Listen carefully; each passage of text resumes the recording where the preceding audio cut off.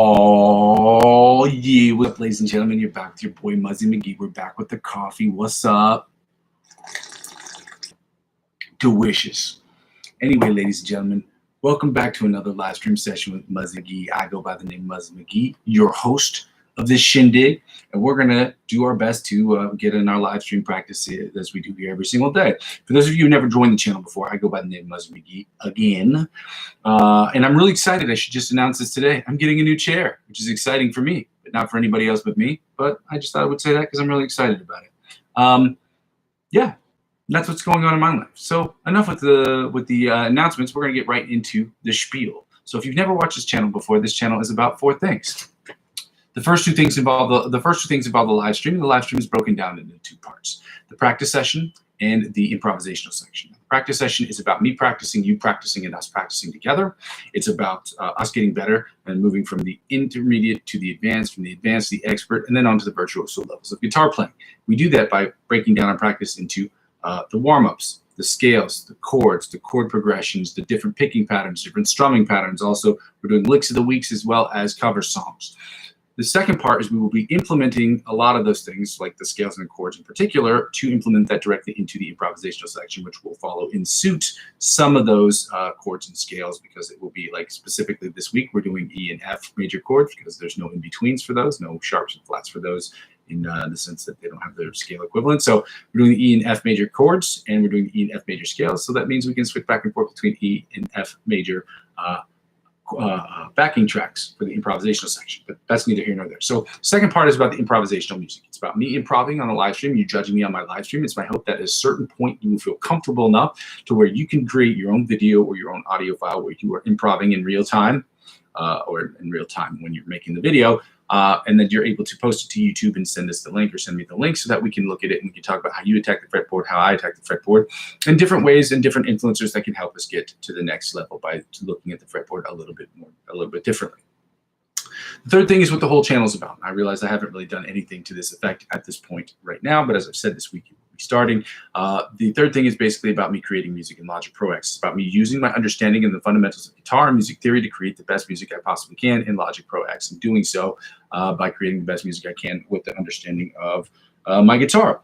And I will be creating songs. I was singing and songwriting and writing lyrics, and also writing guitar parts and things of that nature. And I'll be creating synth designs and things of that nature, so that I can create the best music I possibly can. Now, 100% of the music that I'll be putting out there will be in an effort for me to get better as a producer / songwriter. The other 90% will be music that I'm creating for myself personally. Well, 90% of that will be music I'm creating for myself personally, and the other 10% will be broken down into the 2 parts. It'll be music I'll be creating for other artists who are looking for just different music or new music tailored to what they need or what they'd like. And then the other one will be music I'm creating for musical scores I'm creating for people who work in the short film industry. And I work with a bunch of those people now. It wouldn't be for money, but it's just I like doing it, and it also gives me an opportunity to use a different part of my brain, because writing movie scores and mixing and mastering for that particular process is very different than that of what you would do if you are in writing actual music and songs. So yeah. And the fourth thing is basically when people don't watch the channel sort of, or the live stream sort of turns into, for me, as where I am, where I've been, and where I'm trying to go sort of situation. Because it's very helpful to go back and look at some of these things and to make the little changes that I need to make. And when I get those comments in real time, it cuts down on the amount of time I have to spend going back, because I can just pull up the live stream as I save them all in the live stream section of my channel. So if any of that sounds good to you, I ask you to go ahead and please like the video, comment, and subscribe to the channel. That is the easiest way and the freest way that you can help out with the channel. The second thing I ask people to do is, during this period of advertiser-driven revenue purgatory in which I am currently sitting, as much as I hate doing this, I have to ask people to donate to my Ko-fi account, ko-fi.com/Muzzy McGee. Because I'm not with the Amazon affiliate program and I'm not with the YouTube partnership program, I have to find other means to help make this channel become a self-sustaining channel. So I ask people to make a donation of $1 or more to the channel, or €1 or more to the channel, provided you can, and that's something you'd like to do. Again, my Ko-fi account is available in the description of the channel. It's ko-fi.com/Muzzy McGee if you'd like to make a donation. There's another way that you can help support the channel, and that's through using these cryptocurrency referral links. Again, this channel has nothing to do with cryptocurrency. This isn't a financial channel. I'm not a financial analyst. I'm not a financial expert. And I'm not telling you what you should and shouldn't do with your money. But if you'd like to help out with the channel from a financial perspective, another easy way to do so is by using the referral friend links that I have available for the cryptocurrency websites on which I have been trading for over 6.5 years. So if you'd like to get involved, they're all there. And it works this way. I'll briefly say it. So when you sign up using my cryptocurrency referral links, the companies, the platforms, the centralized cryptocurrency exchange platforms, provided you spend $50 or more, will offer you perks and benefits like 20 bucks cashbacks, 100 bucks here, or 100 bucks off of trading fees. Whatever the case is, whatever they offer you, they will in turn offer to me. And because I'm using 15 to 20% of my total gains to reinvest back in the channel, that's how it helps out with the channel. Okay, again, you have to be in a region where it's eligible, and you have to be age eligible to get involved. I tell everyone to do their own research. Again, I very much enjoy creating cryptocurrency, and I figure maybe some of my supporters or people who like watching this channel who have not maybe tried it or haven't maybe tried the platforms that I use, they might like it too. So check them out. Again, they're available in the description of every video if you'd like to do so.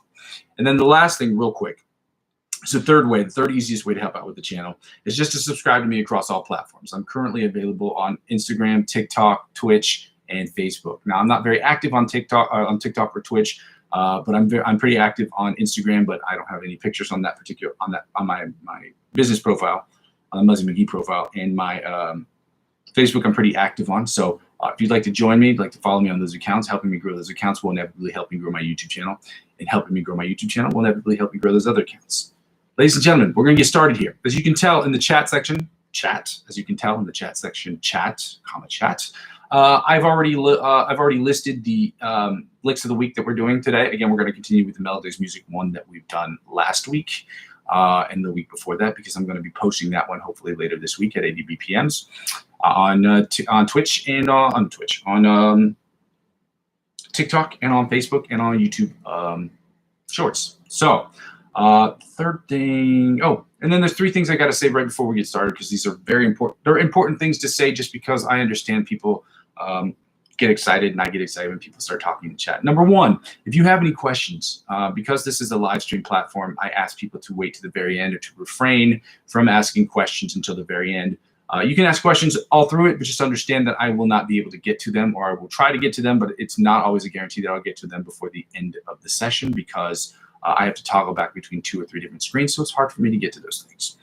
The second thing is I do curse on this channel, okay? And I don't curse at people. I don't sit here and say, oh, F you, F this. You know, I do say things like shit and fuck, and if that's really offensive to you, if that's a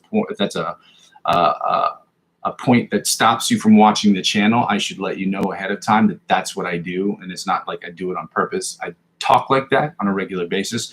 I don't particularly try to censor myself, but I do get frustrated. I'm a human being, and I just want people to understand that beforehand so that they don't get upset with me later on when I'm saying, oh, you said shit. Yeah, I talk like that. So I don't think it's that big of a deal, but some people find it to be a barrier to their to watching this channel. And I do suggest influencers that do the same thing, that do curse, like Brandon Dion, for instance. We worked on his exercise yesterday. We're not going to be working on it today, but he curses on his channel, and I very much love his stuff. And he's very good, but for some people that might actually be like, oh, you know, I don't really appreciate that. So just understand that I curse, and I do recommend people who every once in a while do curse or do have stuff that does a cursing in it. So if that's offensive to you, then this might not be the channel for you. And there's another thing, and I always forget the last thing. I can't remember what it is. Yeah, so just if you have any questions, wait to the very end to ask me, and I do curse on this channel. Those are the first two important ones. And the third one, it will come to me when it comes to me. So we're going to get started here today, guys. I'm going to go at 70 beats per minute. We're going to start with the exercise that we normally start with at 70 beats per minute, okay?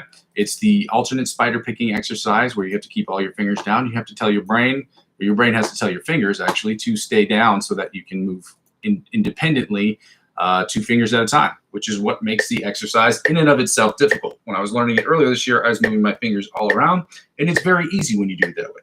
However, to keep all your fingers down, or to keep only the fingers down that you're not using on the strings, it makes it a little bit more difficult for me, anyway. Let's go.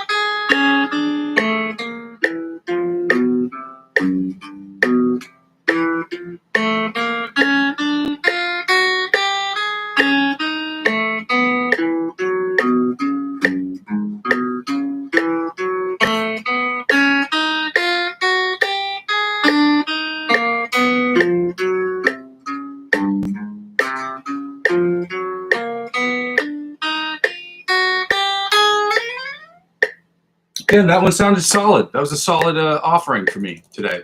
The biggest problem I have with that is I'm struggling with sometimes the ring finger and my pinky finger, they spill over. I'll say spill over. It's easier way to say it. Like a muffin top, they spill over. I can say that because I'm a husky guy. So they spill over onto the other strings, and it makes it harder for those strings to ring. And so you hear a muted situation going on, which is something I really got to work on. But again, the fact that I'm getting the exercise done quickly and basically at the pace at which you want it to be done, and the fingers that are move, which was a problem in the beginning, are doing their thing. So that's great. We're at 100 beats per minute, guys. We're going to do the John Petrucci Bite of the Mosquito style exercise at 100 beats per minute.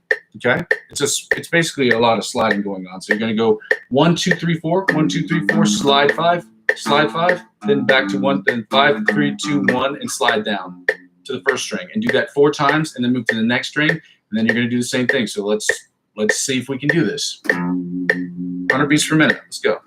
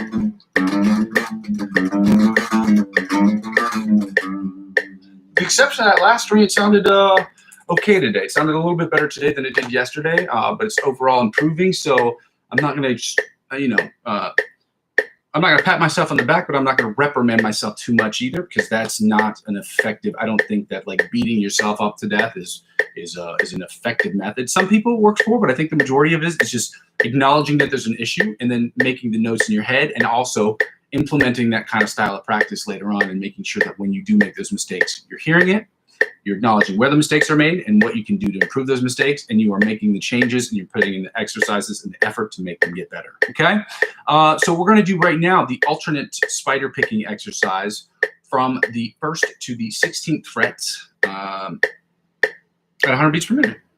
Yeah. Again, if you have any questions, again, excuse me, if you have any questions, again, I should let you know I have to toggle back. I have to toggle back and forth between several screens. So again, if I don't answer them right away, understand it's nothing personal. It's just I can't see all the screens all the time, and it's very hard to do given this situation. So let's go. We're at 100 beats per minute. We're going to do the alternate spider picking exercise at 100 beats per minute. If you haven't done so already, go ahead and subscribe to the channel or like the video, or both.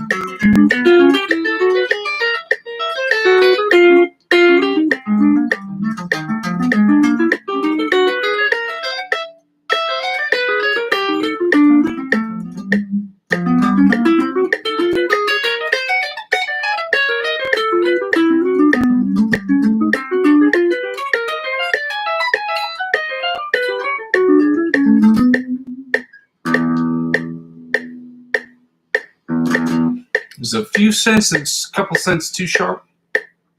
100 beats per minute. Now we're going to do the chromatic tapping. Again, you can see it's getting a little bit better, but I'm struggling in these areas a lot, in part because my finger is slipping off these picks, which is not great, but good news is, oh, that's the other good news I had to say. I am purchasing new picks to see if they're new Tordex Jazz picks, again, Jazz 3 picks. So they're the same size, same thickness. but they're a different texture. They're more of this texture right here, but they're smaller, obviously. And so I'm hoping maybe that may help me positively when it comes to my issues I'm having with gripping my picks. So let's go to the chromatic tapping from the 1st to the 16th fret at 100 beats per minute, guys. Let's go. And it's exactly what you think it is. It's just chromatic tapping. So we're basically just using the our fretting hand. Let's go.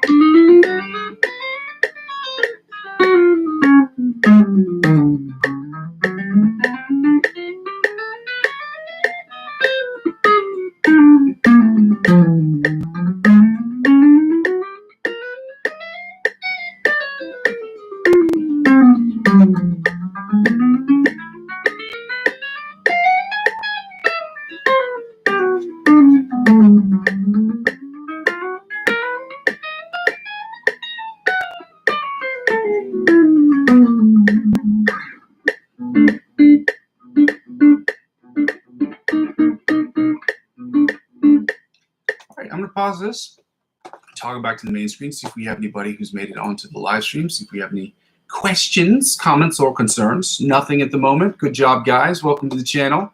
If you haven't done so already, it'd be really nice if you could just like the video. If not, that's sad.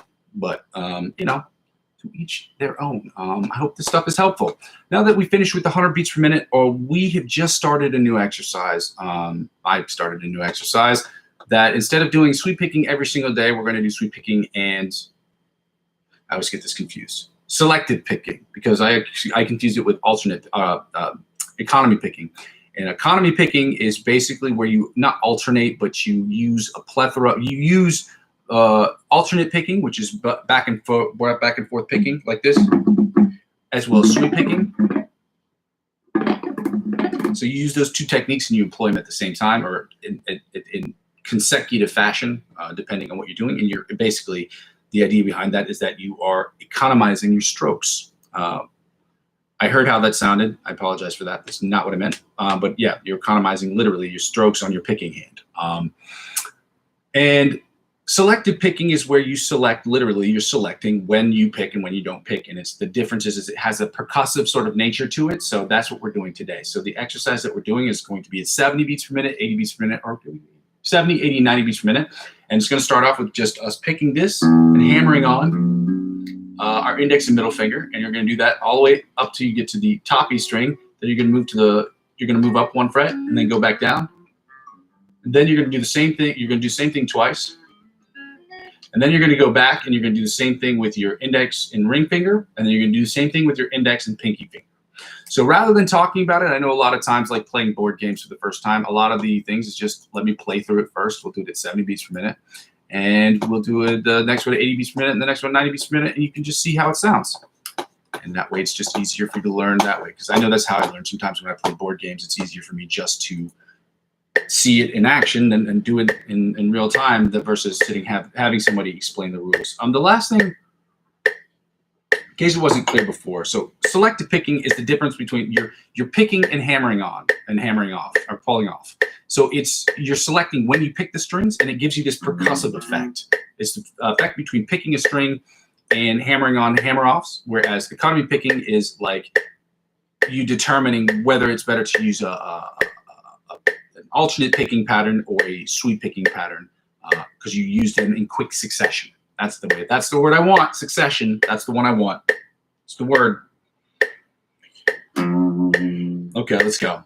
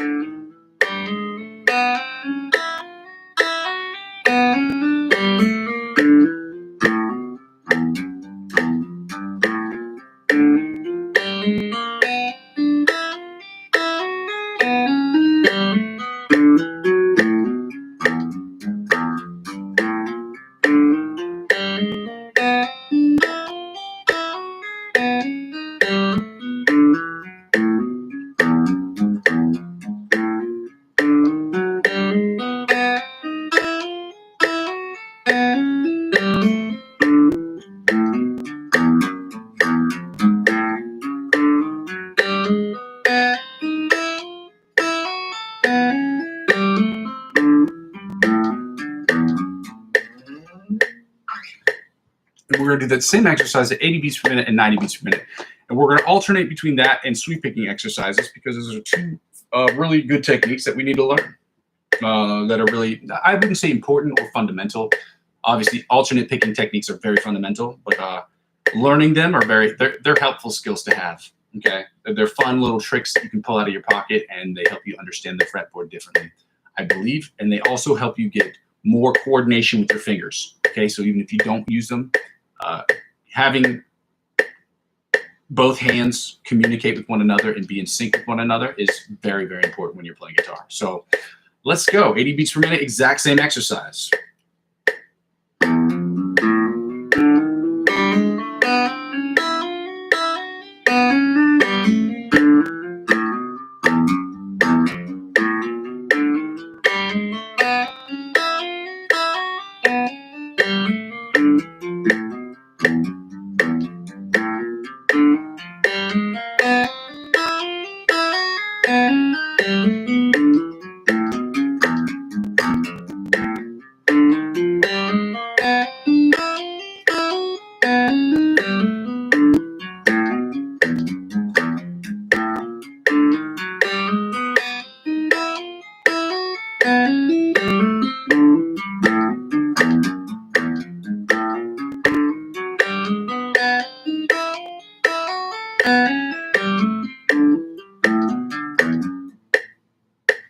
I smiled because I remembered what my last question is, and I don't know why I forget this question every single time because I do get comments about this.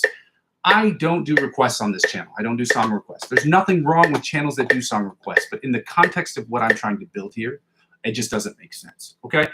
If you want to do a song request for a cover song that you'd like me to put out later, that's a conversation we can have because I do cover songs. But this channel, the live stream specifically, is only about us practicing. I'm practicing my live session, and the idea behind the practice session is that we practice together so that we hold each other accountable to making sure that we're here every single day and actually practicing, that we're not spending 20, 30 minutes tuning or whatever. So when we go through these hour practices, I spend probably about an hour, 15 hour, 20 minutes practicing and about 20 minutes, 25 minutes talking. So give or take, we do at least an hour, 15 minutes, hour and 20 minutes every single day practice. And I want people to see that and understand it, and understand that there's nothing wrong with channels that do live requests. I don't see the point in it for the channel, for what I'm trying to build here. That's not to say I won't change my mind in the future. That's just to say, as of right now, I don't see how that fits into what we're trying to build here, which is trying to get from the intermediate to the virtuoso levels of guitar playing. And yes, there is a place for learning cover songs. The idea of doing that, but trying to fit that in to try to get better as guitar players. Learning songs isn't the best and most effective way of getting better in skill. It is already, for me, learning songs is about already showcasing skills you already have. Does that make sense? It's not about getting better, because like learning songs doesn't necessarily make you a better guitar player. They reaffirm the skill set you already have. So when I play other songs, like when I go over these ABC Polyphia riffs, and I'm obviously not done with it, but when I go over it, it just reaffirms skill sets that I already have, or the skill sets that I'm trying to build. But it doesn't, in and of itself, make me a better guitar player. Does that make sense? All right, let's get forward. Let's keep going forward. Let's do this at 90 beats per minute. Let's try this again, guys. It's sounding good so far at 70, 80 beats per minute. Sounds good. Let's try it at 90.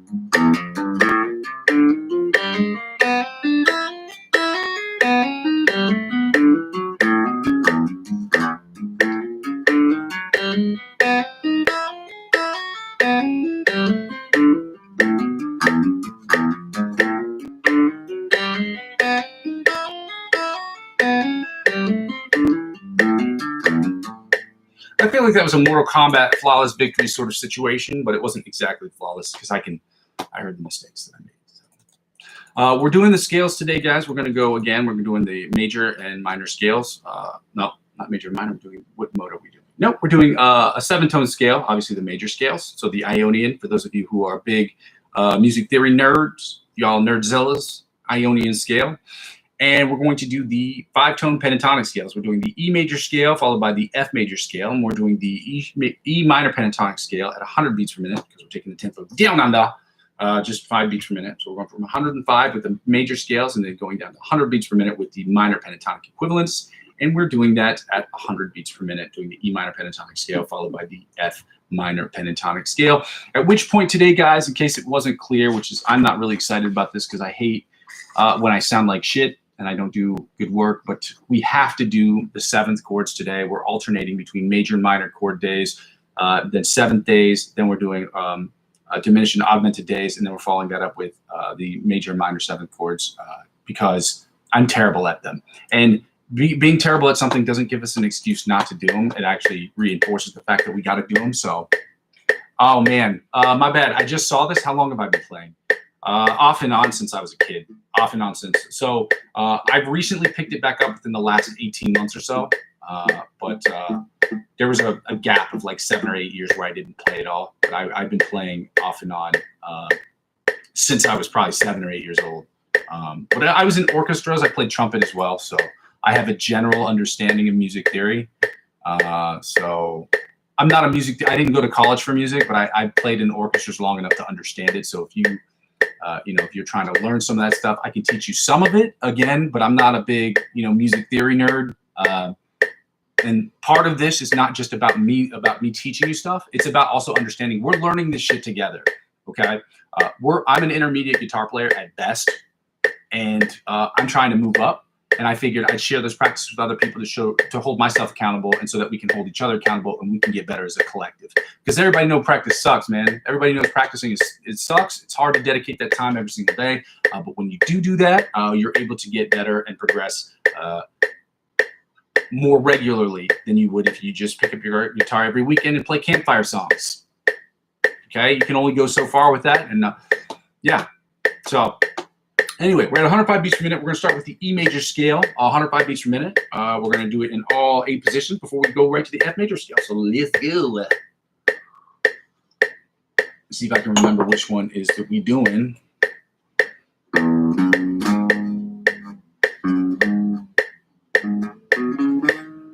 Yep, figured it out.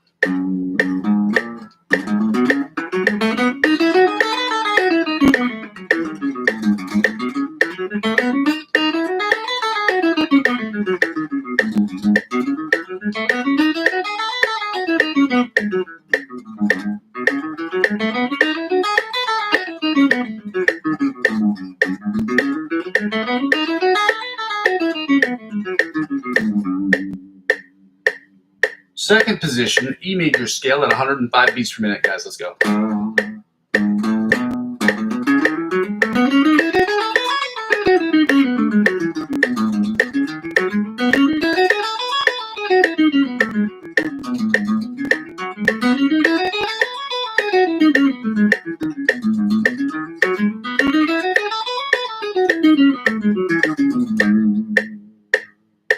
Third position, E major scale at 105 beats per minute. Let's go.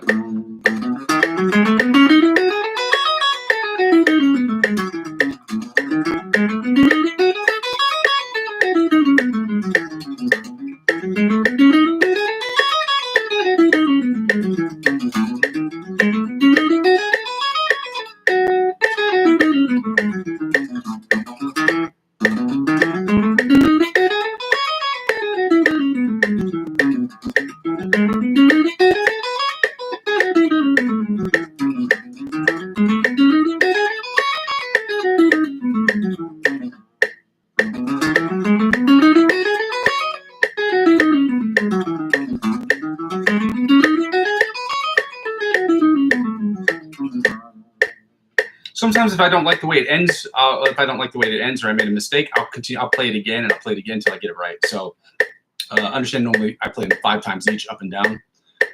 Let's see. Fourth position, E major scale, 105 beats per minute. Let's go.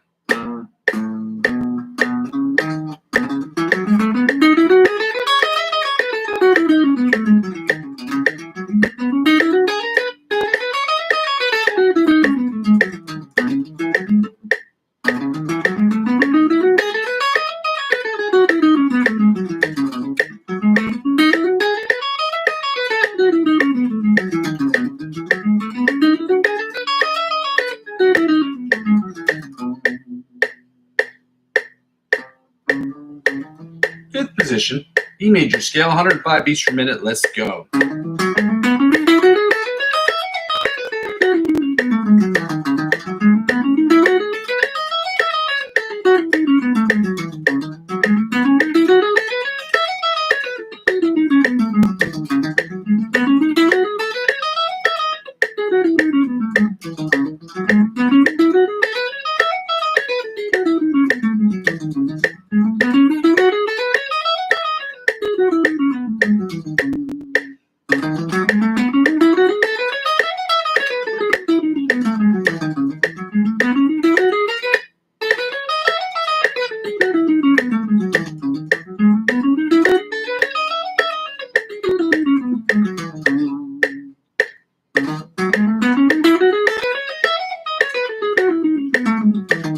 There we go.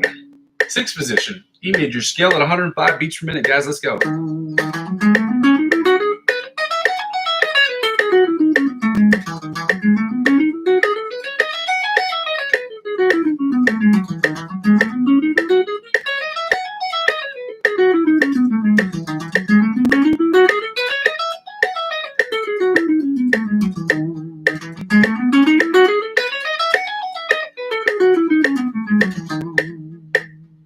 And finally, the seventh, oh, this isn't finally, seventh position, F major scale, E major scale, 105 beats per minute. Let's go.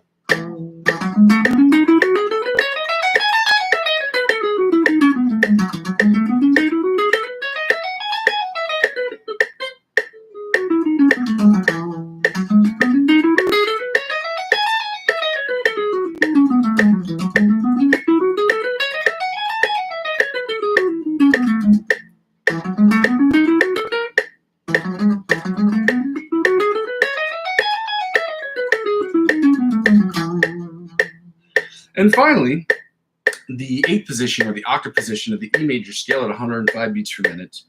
Let's go.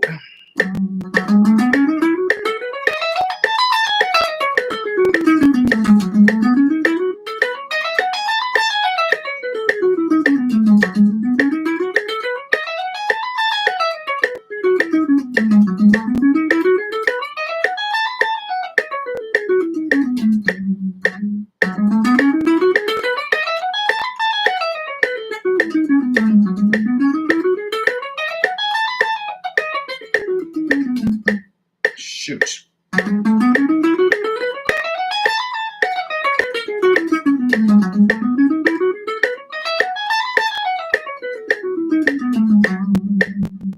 There we go. And now I don't know why I didn't toggle back to this main screen, guys.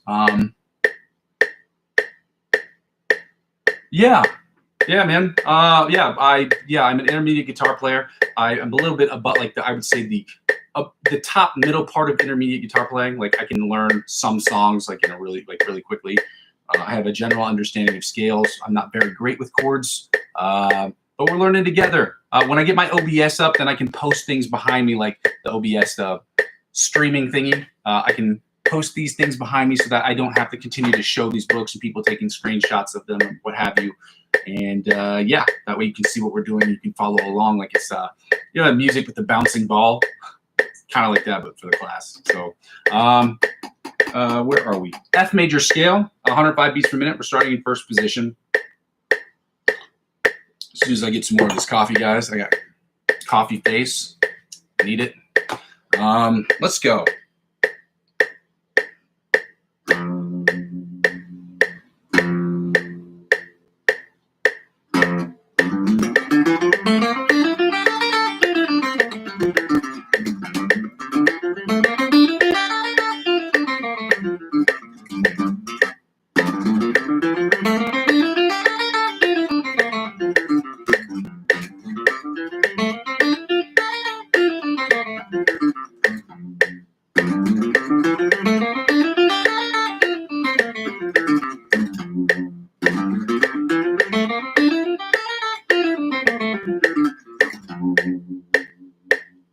Second position, F major scale at 105 beats per minute. Let's go.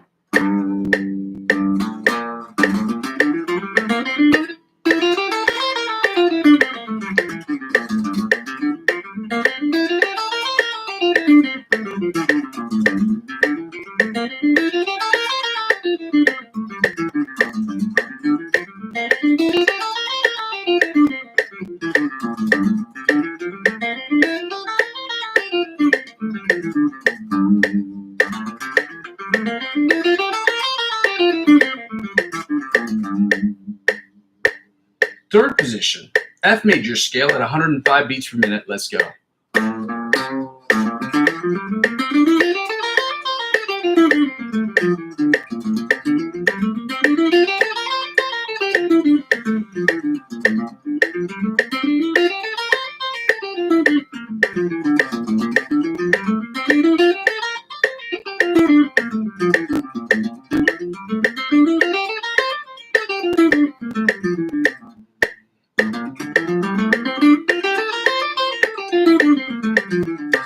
I'm getting a fair amount of slippage here with my fingers and the pick I'm using, so good thing I purchased some new picks this week, so that should be a problem that should be alleviated. It wouldn't be solved because I just have sweaty hands, but it will be alleviated. Let's see, fourth position, F major scale, 105 beats per minute. Let's go.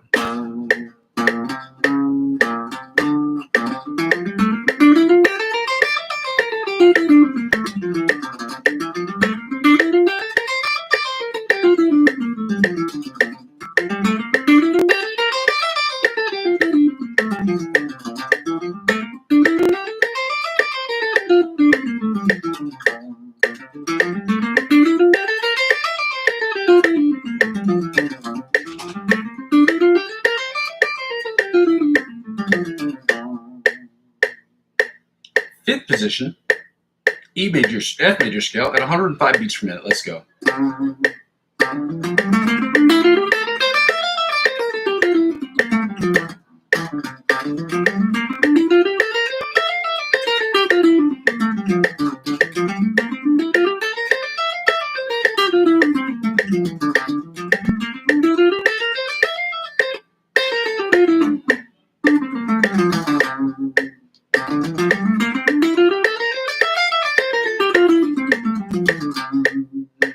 Take a second here. Take a pause. People are walking up the steps in my apartment complex. It's making a lot more noise than I had anticipated. So,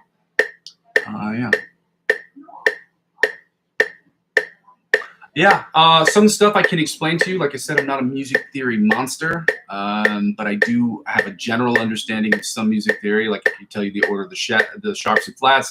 I can tell you the purpose of the, circle of fifths. I can explain to you major and minor scales and what their relevance are, and like what the difference between 7-tone and 5-tone, 4-tone, 3-tone scales, all those things. I can give you a basic explanation of a lot of those things that I know off the top of my head. But again, I'm not a music theory monster. The stuff I will explain to you, I can tell you what I know about it, and then I can direct you in a place that will help you understand better.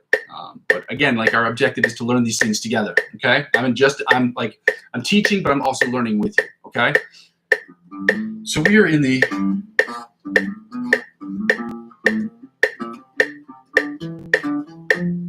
sixth position. Sixth position, F major scale, 105 beats per minute. Let's go.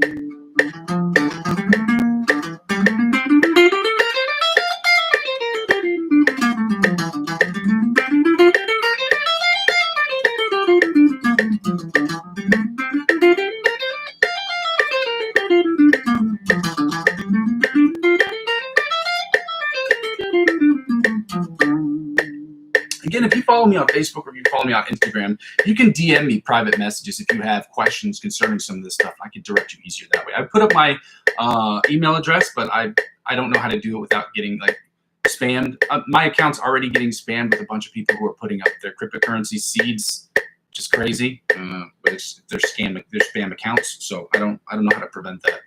I'm not a tech guy either, so that makes it worse. Seventh position. F major scale, 105 beats per minute. Let's go.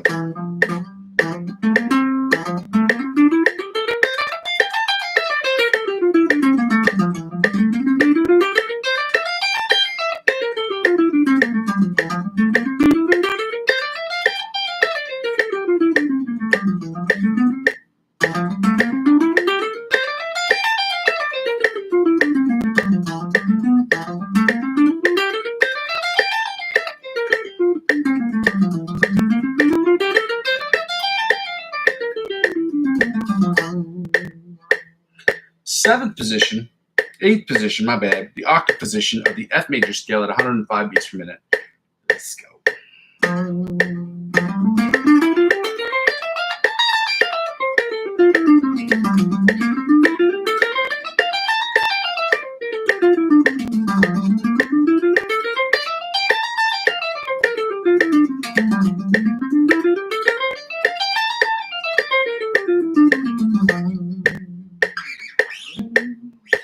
All right, now we're going to take the tempo, as I said before, we're going to take it Dionanda, which is the worst Australian accent in the history of man. We're going to 100 beats per minute. Again, if you have to do it more slowly than this, guys, it's not a competition of who can go faster. We're trying to learn this shit together. So if you got to take it down a little bit more slowly, by all means, do that. We're at 100 beats per minute. Again, I got to check out the book because we just started the E major and F major scales yesterday. And this is the book that I use. I'm not selling this book. It's not my book. I didn't write it. But it's the book that I use when I'm working on scales. And so I have to go back and look at the minor pentatonic scales that we're doing today, which is the E minor, the F minor pentatonic scales. C, B, where the E at? Where the E, where the E, where the E at? Okay. Okay, 3. Okay. Okay. All right, E minor pentatonic scale. I think I got it.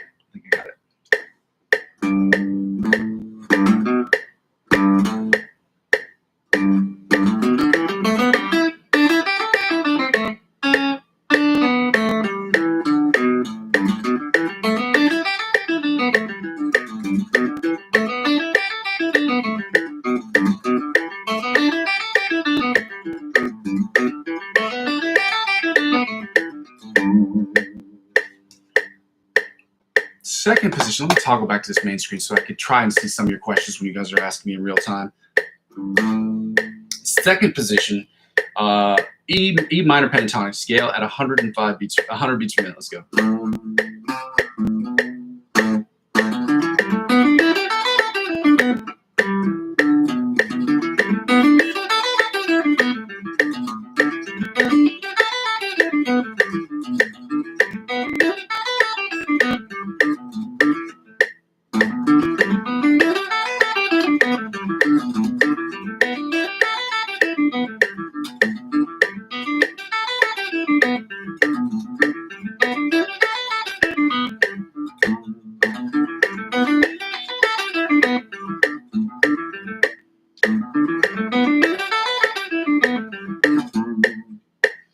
I'm going to get this right.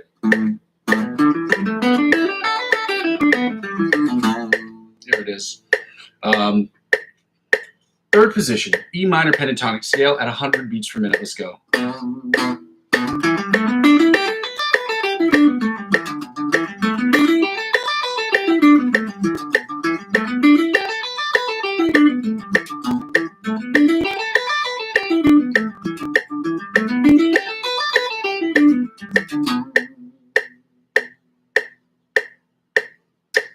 Fourth position, E minor pentatonic scale at 100 beats per minute. Let's go.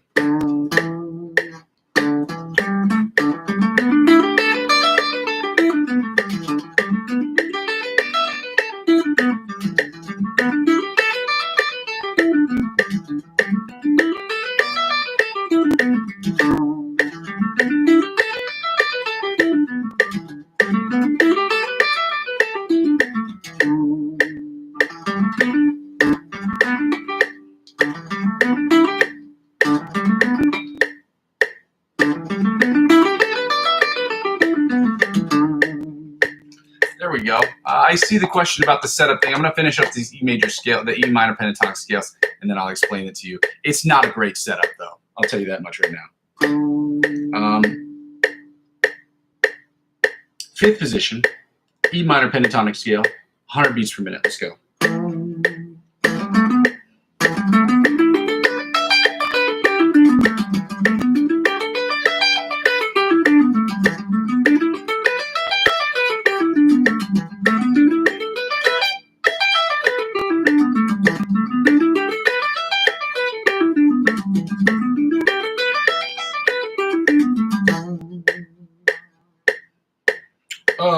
And finally,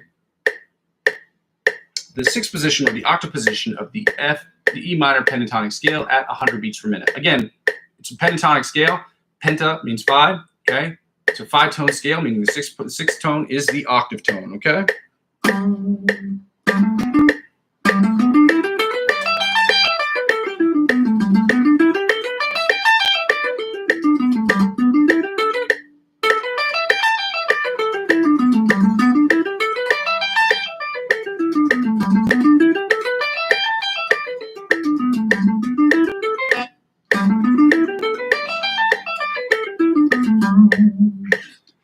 To respond to your question, Mr. Lucas,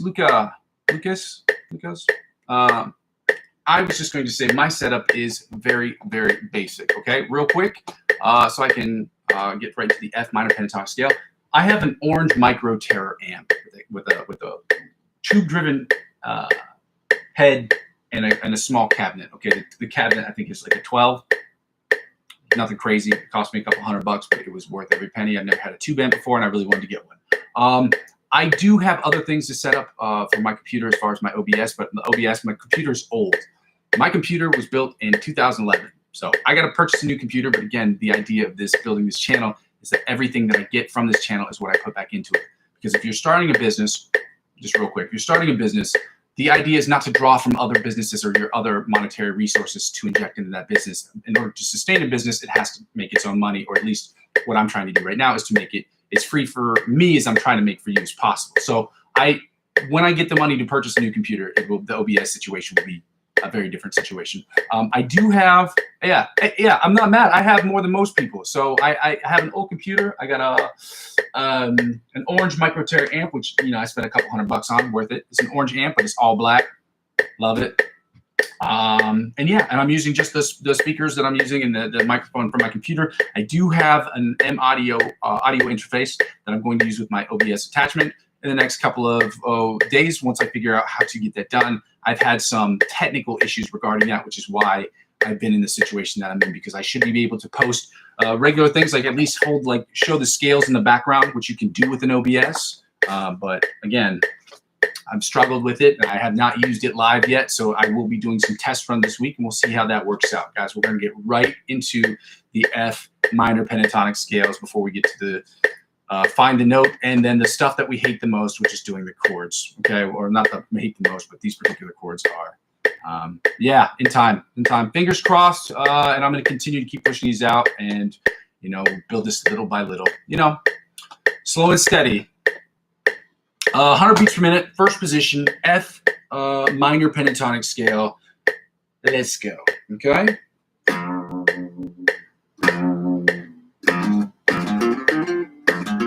Set some law off.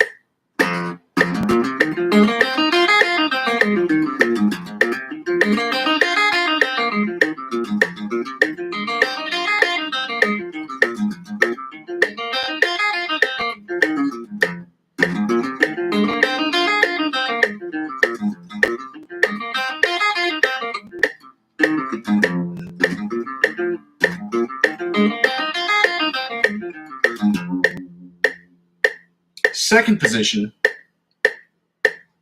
F minor pentatonic scale, 100 beats per minute. I gotta toggle back to this main screen. Stupid, I don't know why I left this screen. That's so dumb.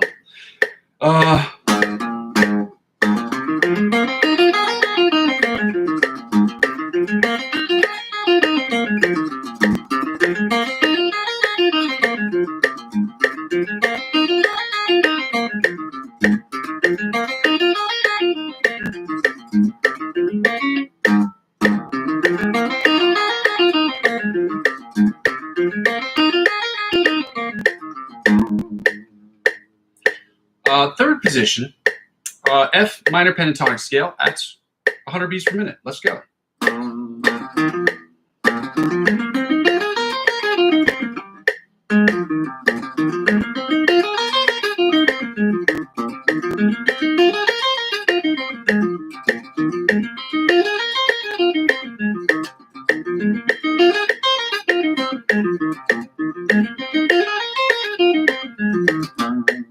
There we go.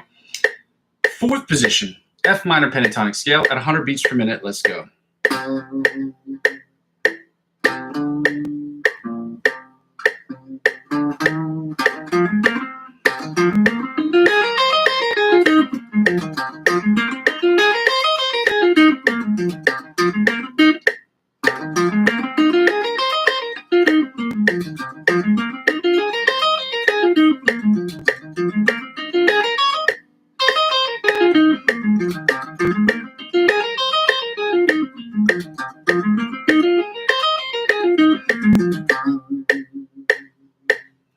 Thanks, man.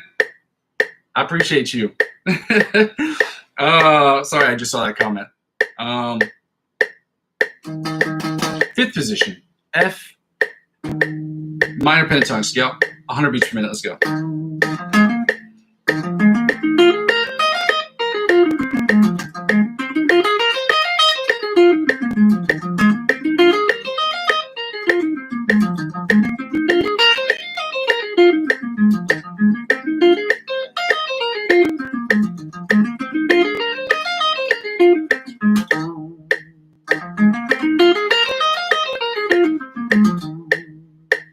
And finally, the sixth position, or the octave position of the F minor pentatonic scale at 100 beats per minute. Let's go.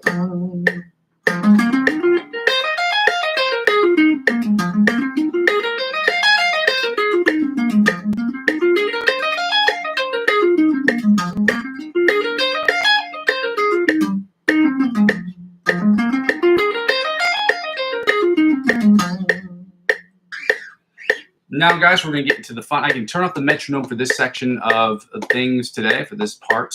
We're going to play a fun game called Find the Note. And for those of you who've not been with us before or not joined us before, Find the Note is an exercise that was recommended by a very famous guitar player who goes by the name of Joe Satriani. Or this is a story that I heard from him, or heard not from him personally, but a video that he talked about, where he has students come over, or when his students first start playing, especially when you go to music school and you say that you played a certain level, he will tell you to play a note at any point on the fretboard. He'll call out the fretboard and tell you where you, which string you need to use and what note you need to find on that string. Right now, we're just focused on the natural notes. Okay, so we're just doing A, B, C, D, E, F, G, and the sharps and flats will be saved for another point. But at least from now until the end of the year, we're just working on natural notes. So today, we're just playing the fun game called Find the. Well, we did find the D. So we're going to continue with D, okay? We're going to find the D today. And then tomorrow we're going to work with E because, or we can work with E today, actually. Yeah, because I forgot to do E yesterday. And we did start a new scale last week. So you know what? Let's go with E. Yeah. Yeah, let's play a fun game called Find the E. And this will be a fun exercise for me because we'll learn it in real time. I didn't do E yesterday. It just dawned on me. Wow. Unbelievable. Anyway, so if you ever want to find a note on the scale, on any string, the intervals will be the same. You have 12 tones, okay? Your first tone on the E string is open, which is the note we're trying to find today. And the second tone will obviously be the 12th note. And you can find that just by whatever number you find that's below the 12th fret. If you add 12 to that number, you find its note. You find its octave and its octave equivalent. So on the first tone, on the E, you have open and 12. And since we consider open 0, if you add 12 to 0, you get 12. And so the same thing applies on the top E string, because the interval is exactly the same and the string is exactly the same frequency. So you say you add 12 to 0 and you get 12.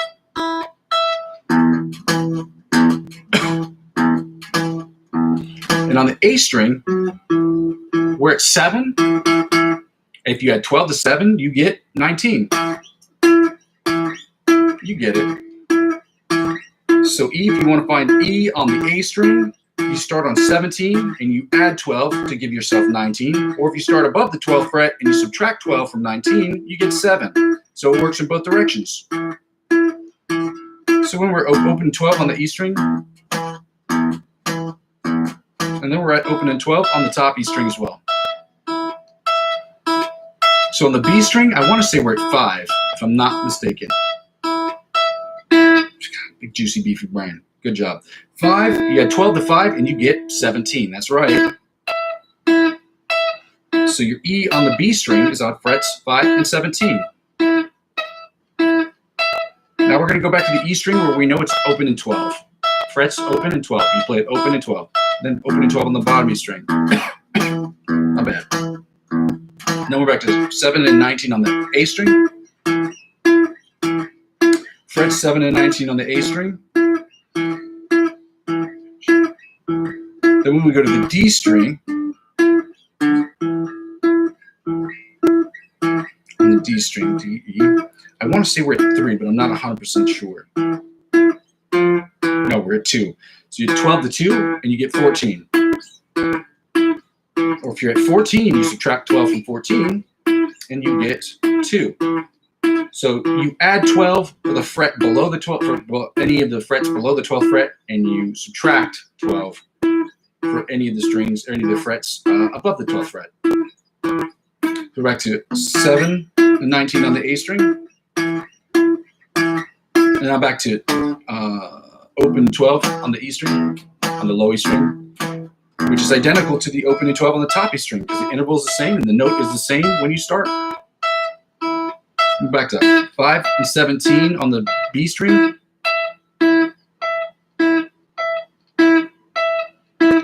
And on the G string, I want to say we're at 10. 9, my bad. So we're at 9 and 21 because when you add 12 to 9, you get 21. Y'all are so smart. I got the best students in the world. I gotta shake this and make sure that it doesn't, because I'm gonna toggle back to this main screen right here. All right. And on the D string, we're back to 2 and 14, if you remember correctly. It's 2 and 14 on the D string. That's where we find the E note.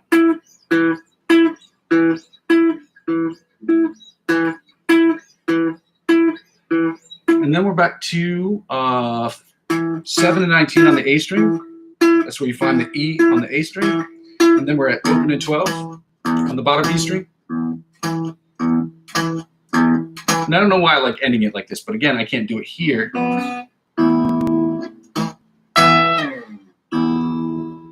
Because it's on the E string, so I can't start here. Normally I like to go. Doesn't matter. Not important. Has nothing to do with what we're doing. I just like to amuse myself when I'm playing. So the next thing we're going to do, guys, I'm going to tell you this ahead of time so that everyone's aware. This section of the live stream session sucks. There's no getting around it. It's not fun, and this is another reason why I wanted to do it, so that we can hold ourselves accountable for making sure we work on it. Memorizing chords, there is no substitute for that, at least not today. Unless you can just put your head on the book and just the chords just go into your brain, there's no other way to get these chords done, okay? And as much as it sucks, having the dexterity and the mental capacity to move in and out between different chords at will is like a superpower. But it's a superpower that must be trained every single day. And as much as it sucks, playing guitar, like being good at guitar isn't picking up the guitar and being great. If you're not practicing every day, it's not even practicing. If you're not consistently practicing and you're consistently tweaking to get yourself better every day, you're not getting better. If you are playing the same today that you did yesterday, you're not getting better. It's not going to happen unless you're a virtuoso, which I'm not. So I'm not going to sit here and pretend like I am. I just want you to understand the concept of this is why we're doing this. It's because it sucks. And another reason why I started this channel was just so that people, or at least the live stream part of this channel, was so that we can do the shitty things together, so that way we can go and practice later. I remember Joe Satriani said this. He said his favorite thing was working on music in the morning so that when he went to band practice in the afternoon, he could do whatever the hell he wanted. It's like eating your vegetables before you eat the steak. You eat the vegetables because you know you got to eat them. They're good for your body. You know they're good for you, but you hate eating them. And then afterwards, you reward yourself because you saved the best part for last. So it's similar to that concept. So I apologize for this part. This part is just going to suck. Oh, man, good luck, man. I appreciate you being at work and watching this content while you're at work. I would never recommend that to anybody, but I appreciate the dedication. So thank you for that. Please don't get yelled at work. I put these videos on replay, so you can check them out on the channel. If you can't watch these in live stream, dog, you can watch these later. We're going to start with the E major scale, the E 7th chords, and then the E minor 7th chords. And I had a sigh right there because I just like, the one thing I hate doing is making myself look stupid on the internet. It's very easy to do for me, clearly. But we got to do the E7, we got to do the 7th chords because I'm really bad at these. So it's going to take me a while to get through these. Again, I'm an intermediate guitar player. Don't judge me too hard. These are the scales of the chords that we're doing today. And the second half of those E minor 7th chords are right here at the tizzy. I got you, man. Here are these ones right here. I appreciate you guys for joining this session. If you could just give me a thumbs up with the video and maybe subscribe. I don't know if you've done that already, but if you haven't, it's very helpful to help me build this thing, build this damn shit. You know what I mean?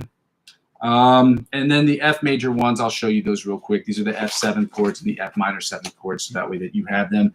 Like I said, when I have the OBS put up, I will have these put into PDF files, and then that way I can post them in the background. Like there's a way that you can make them in the background so that I don't even have to talk about this shit anymore. You can just see it for yourself because it'll be floating around like some kind of weird phantom in the background. And these are the end of those 7th chords. So the minor 7th, F minor 7th chord. So we're gonna start with the E minor 7th chords. Again, bear with me, guys. This is gonna be rough for me. But again, I embarrass myself on the internet so that you don't have to. You're welcome, world. You're welcome. Unbelievable. This book is a Mel Bay chord book, but I hesitate to recommend it because the book was, this is the book. It was written in the 1970s. So I hesitate to I found this, I think maybe my mom found this when I was a kid and we got it at a garage sale. We probably got it for 50 cents. The book at the time was $3.95. If you can find a chord book, if you can find a chord book that you can purchase that's published by a company like Mel Bay for $3.95, go for it. I doubt chords have changed too much in 70 years because I think there's only so many chords you can find. But again, structure and setup might be different. The only books that I recommend right now personally are the Guitar Grimoire books. I use them religiously, literally. I use them all the time. Let's go with these 7th chords, okay? So we're doing the E7th chords, the E minor 7th chords, and we're following that up with the F7th chords, followed by the F minor 7th chords, and then they're broken down the following way. We're doing the melody chords or the outside chords, the inside chords, the rhythm chords or the bar chords as they are called, followed by the bottom 4 string chords. For everyone who has followed along to this point, there you go. Thesaurus of melodic scales. You get it. You get it. You should have I tell people to have these books because as a musician, there are certain books you should have. You should have your scales books. You should have, at least for a guitar player, you should have a scales book. You should have a chord book, and you should have an exercise Bible. Okay, that's either one that you put together yourself, or you should be able to find books where you can have exercises readily at their own availability for you to get better. With that being said, I'm going to get right to these chords, guys, because this part sucks. If you have any questions, understand I'm going to answer any of those questions that you guys have at the end of this section, because this section is going to take us about 20 minutes minimum, and that's me being nice to myself. This is going to take probably about 25, 30 minutes. So thank you for sticking with me. If you haven't done so already, if you could go ahead and give me a thumbs up on this video because it helps out with the channel in the freest way possible.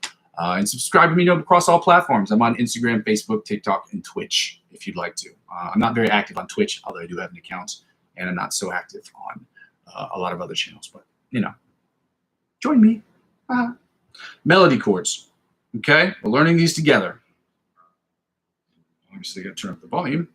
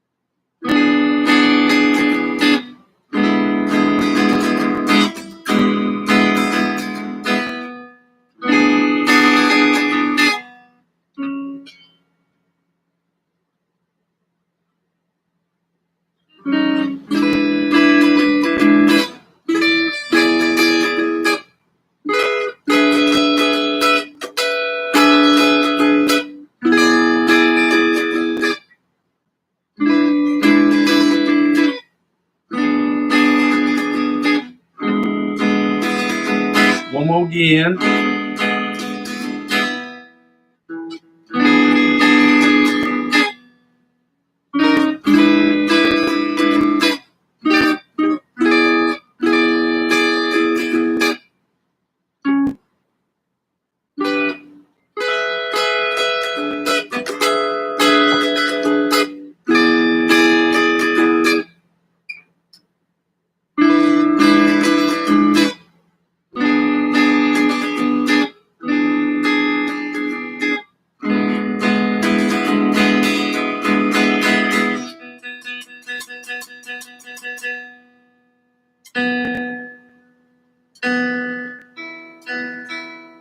So I was a little flat right there, and I got to tune it in real time. So.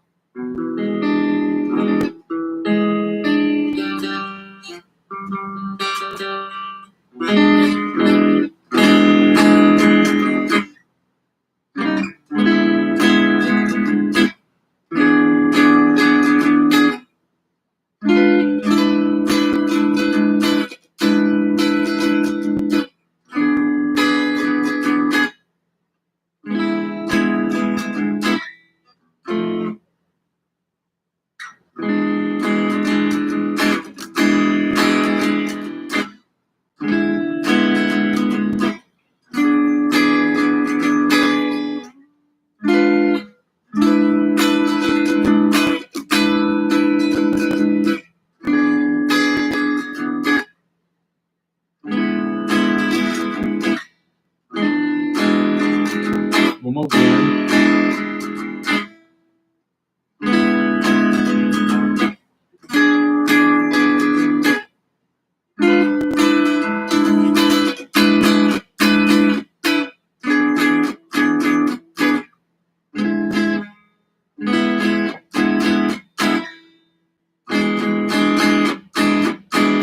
Now let's get into the rhythm chords of the the E7 chords, guys. Again, I get this sucks. This is a really important part of learning the guitar and learning an instrument, so I hope that you will continue to bear with me through the shitty moments like this.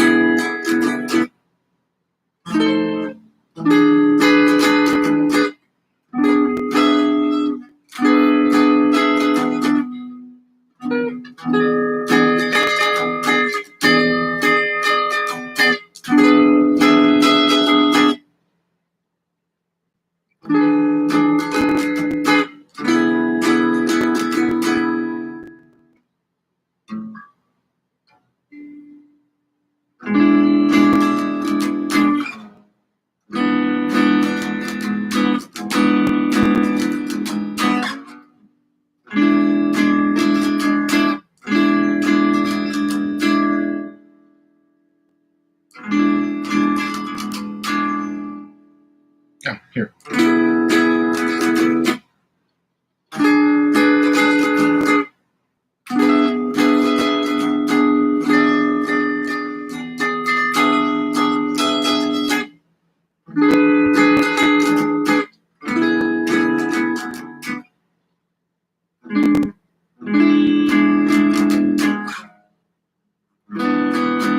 Let's go one more time, guys.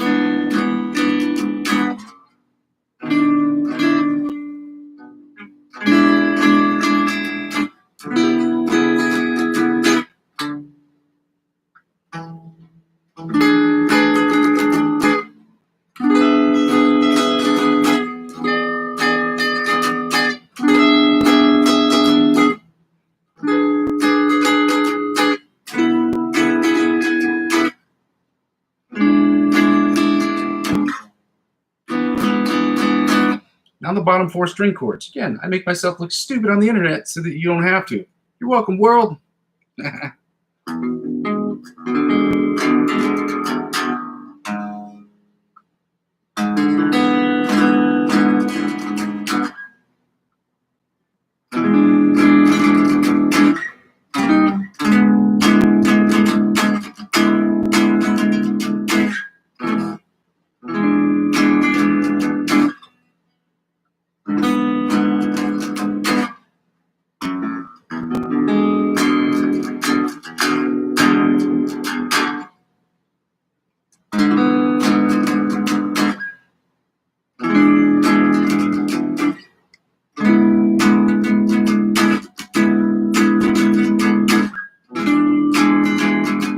Oh no, I gotta keep it on this main page because if not, it's going to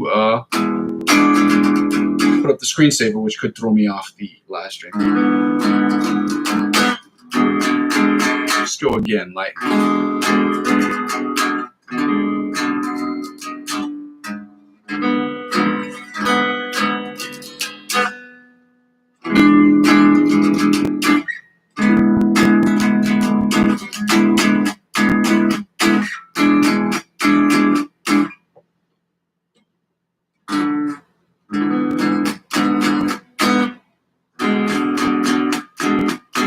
The other reason why it's kind of good that I do these things online and I do them in real time is so that people can understand. One of the things I hate about watching people on the internet play music is that they sit there and they'll act like, or they maybe not they necessarily, but people will act like they didn't spend weeks and months learning the shit that they did. That they don't go through this process. It's almost like there's a disconnect between reality and what they present themselves to be. And it's like, you know, this shit is hard. You didn't learn that Polyphia song in a week. Stop it. Who are you kidding? There might be maybe 100 guitar players on the planet Earth that can do that at any given time, but you know. Anyway, yeah, let's do these E minor scales. And also, that's what I was going to say. I hope that this kind of encourages you to understand that this whole thing is a process, okay? Learning guitar and learning music is a process, and I want people to be involved in the process. I want you to see the process. I want you to participate in the process. I want you to be here for the entire process. So let's get it going. We're doing the E minor 7th melody chords, which sound like this. I just say 2, 3, and 4. I don't want to do it that way.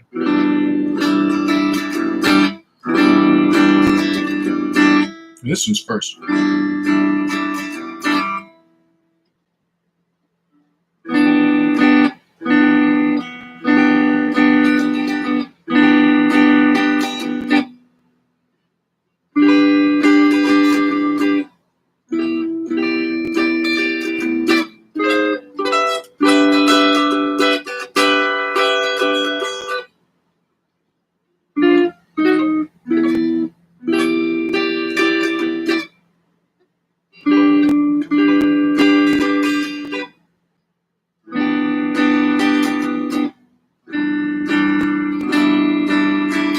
Let's go again. This one right here.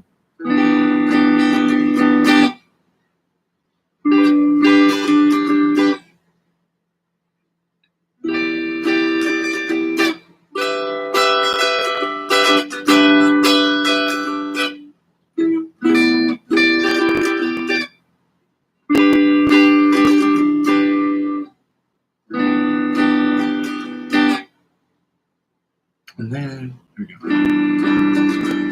One more again.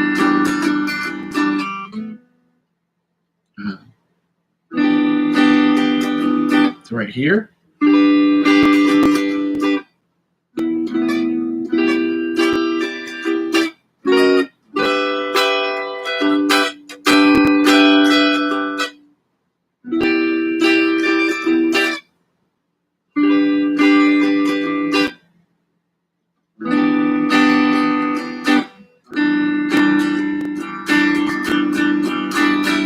Let's go to these inside chords.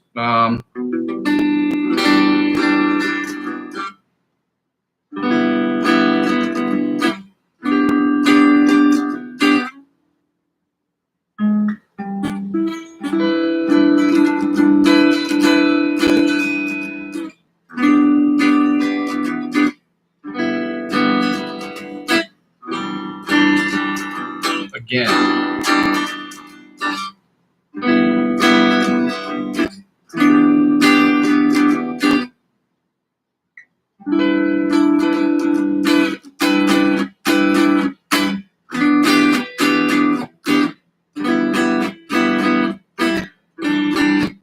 Let's go again, guys.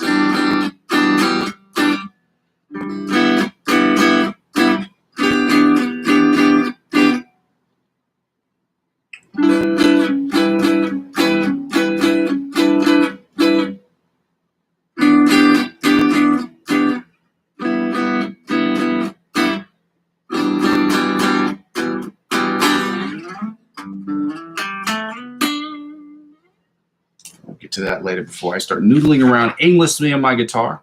And again, noodling around on your guitar, it has its purpose. It's just not conducive to practicing. It's more conducive for people who are writing stuff because it helps. I think it helps me think. It's like when people sketch. You know what I mean? Like when people sketch, it's like, yo, you sketching right now. Ridiculous. Let's do the rhythm chords.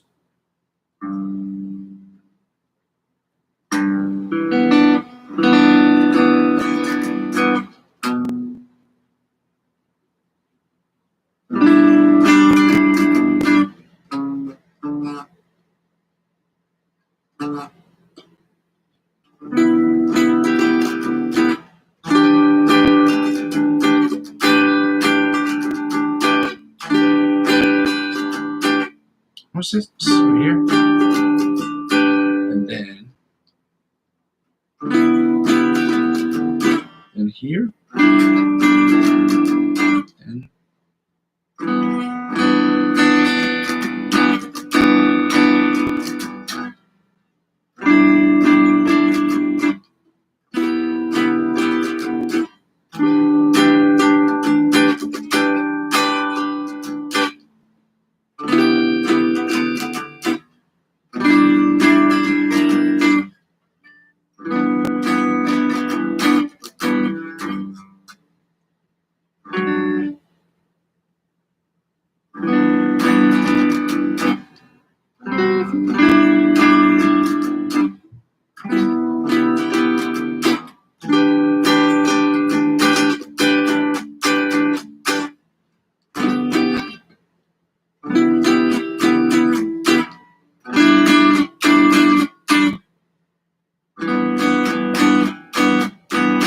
now the bottom 4-string chords before we go right into the F and the F7th and the F minor 7ths.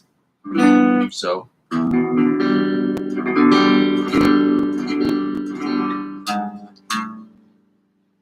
just 3. Okay, so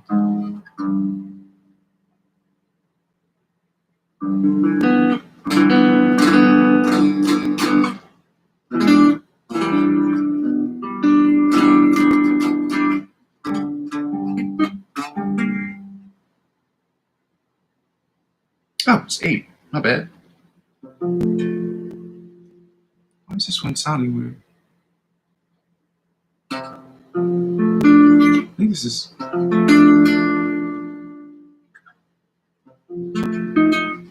This one sounds weird. Let me go back to that.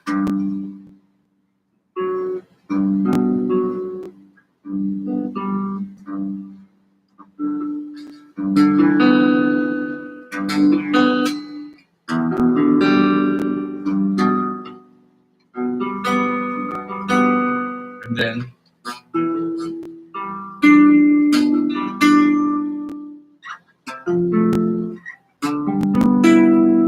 oh, it's a misprint. Ha, I got it. It's a misprint. There's no way that's right. Yeah, that doesn't work. It's a misprint. That's why. Oh, okay, I got you. Haha. They made a mistake.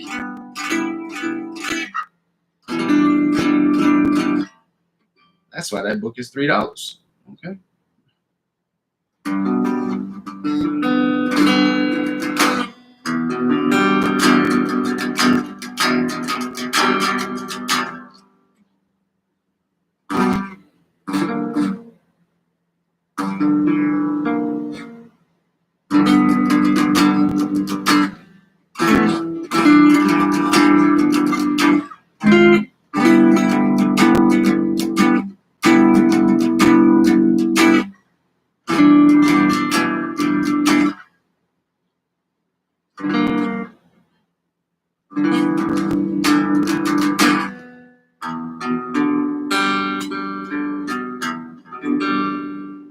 Yeah, they misprinted that. Yeah, man. Maybe I should sue them. Get some of that money. It's like suing people. Like the most ridiculous. I don't know if this has nothing to do with music, but I remember that one time. I don't know if it was McDonald's or Dunkin' Donuts. They got sued because they didn't put caution hot on their coffee. That's the most ridiculous, most absurd thing I've ever heard in my whole life. Like, unless you buy an iced coffee, who drinks cold coffee? I don't know, to each his own. I thought it was crazy. Anyway, that's neither here nor there. Let's get right into the F7 chords. Talking about my gripes and grievances with society don't matter right now.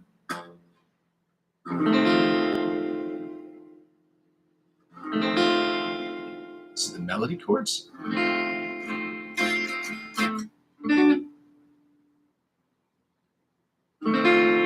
Oh, yeah, I guess so.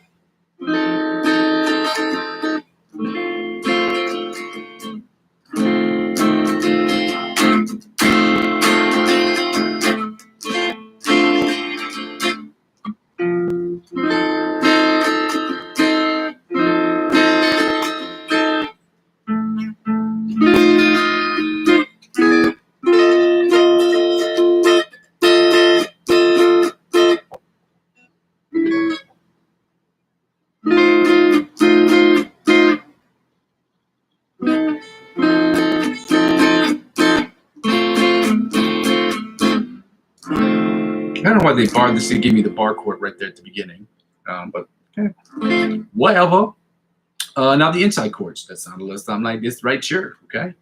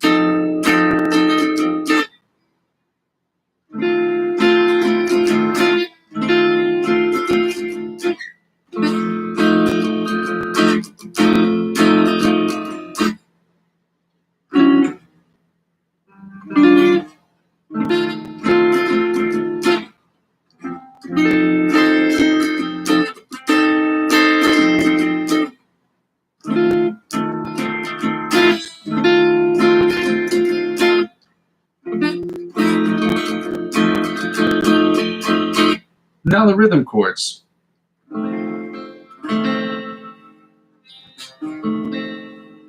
This one's saying play it like this, so I'll do that just because it's saying do it. So the fourth one.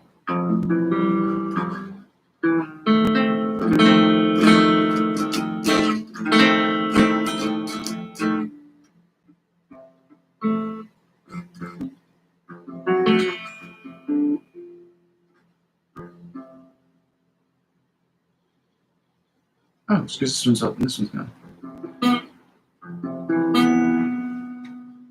No, it's not.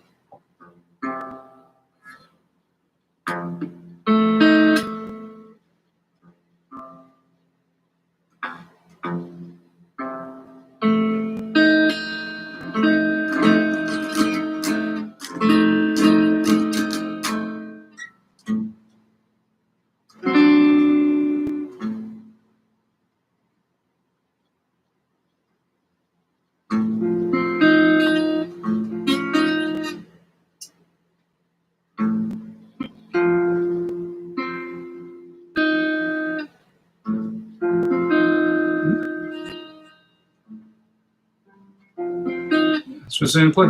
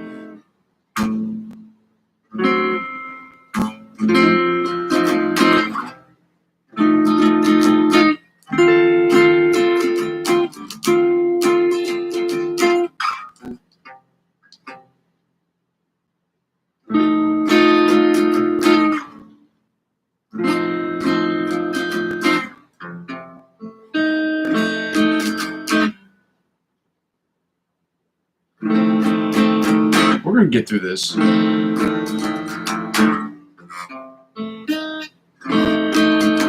can see some of these chords are weird.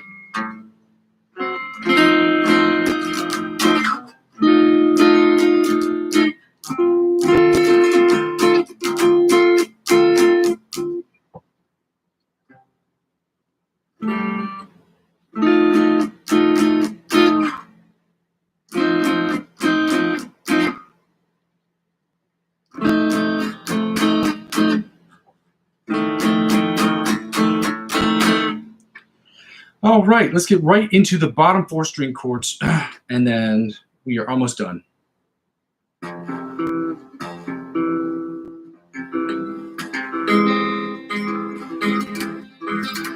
The bottom 4 string chords that sound like this. There we go. There we go.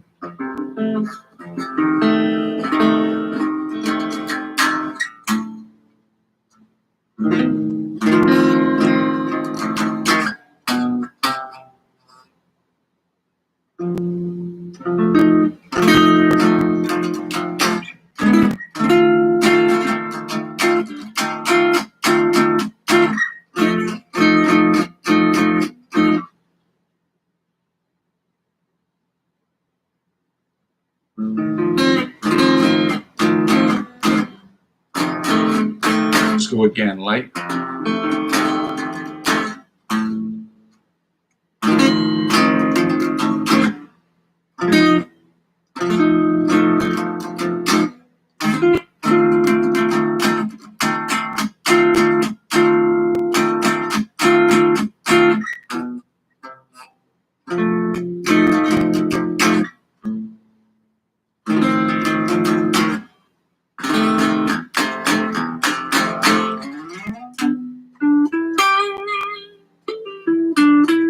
One of the F minor chords before I start noodling around my guitar aimlessly and not getting any work done. Okay? We finish up these chords and then we're done. Then we can do the licks of the week. And for those of you who are looking, if you want to check it out while I'm working on these, or if you want to work on these with me, you can do that. But if you want to check it out, I did post them in the top of the chat. So chat, if you want to take a look, you can go ahead and do that. Okay? It's at the top of the chat. You can just scroll upward. Yeah, F minor 7th chord, starting with the melody chords.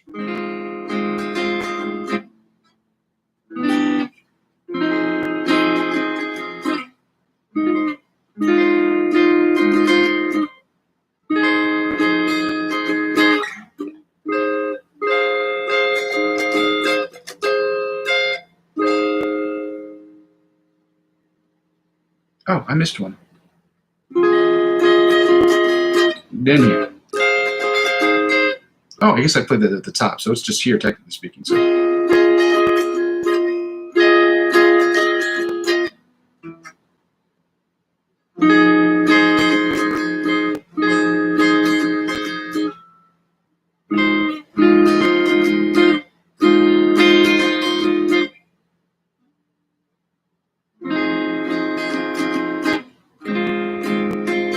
Let's go again.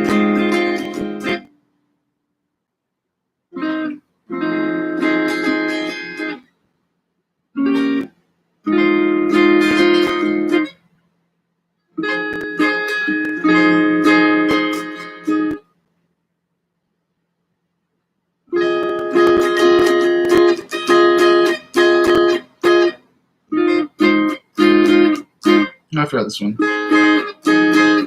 Then this one. Then this one right here. Then bar it off. One more again, right here. And we're going right here. Then here. Then here. Then here. And back down.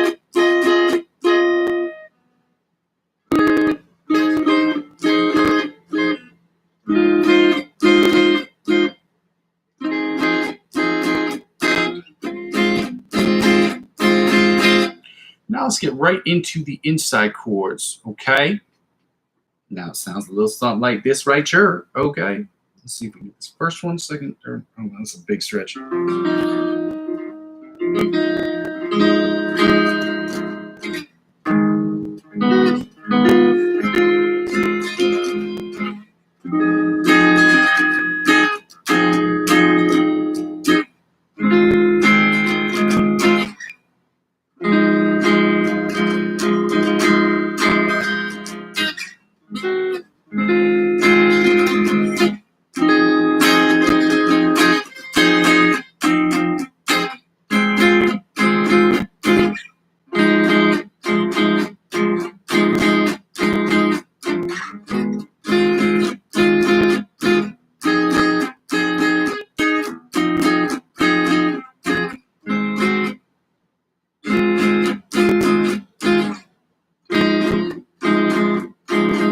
Some of these chords get harder when you play them in different parts of the fretboard, even though they look the same or they're identical as far as the shape goes and the spacing between them. But they get hard because when you're making those stretches up at the top, at the neck, like sometimes they're really weird. And so that's like why so many people are just like turned off by them, because they're really, really hard to do sometimes, especially when you move further up the fretboard.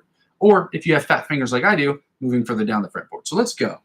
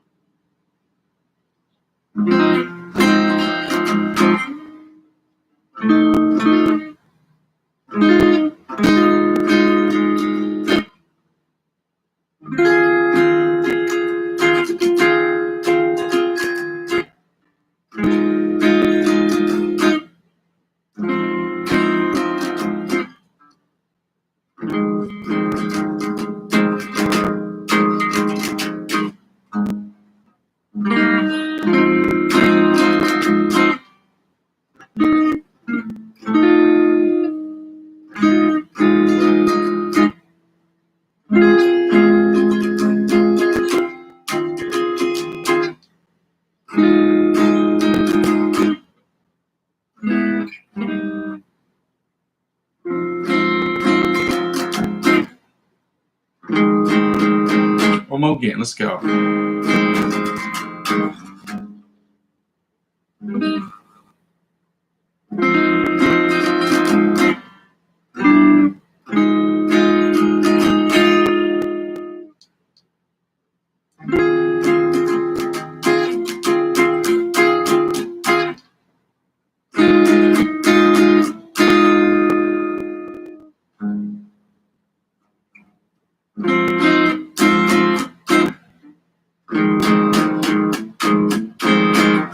Now we're going to finish up with these bottom 4 string chords, guys, and then we are done with the chord section for today, and we can enjoy what we're doing next, which is the lick of the week. So.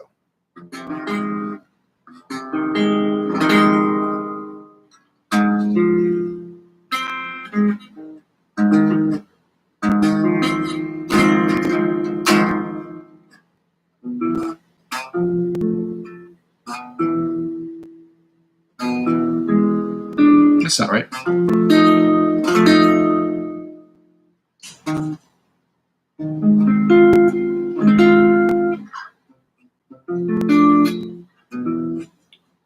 Why is this not playing correctly? This is 2, 3.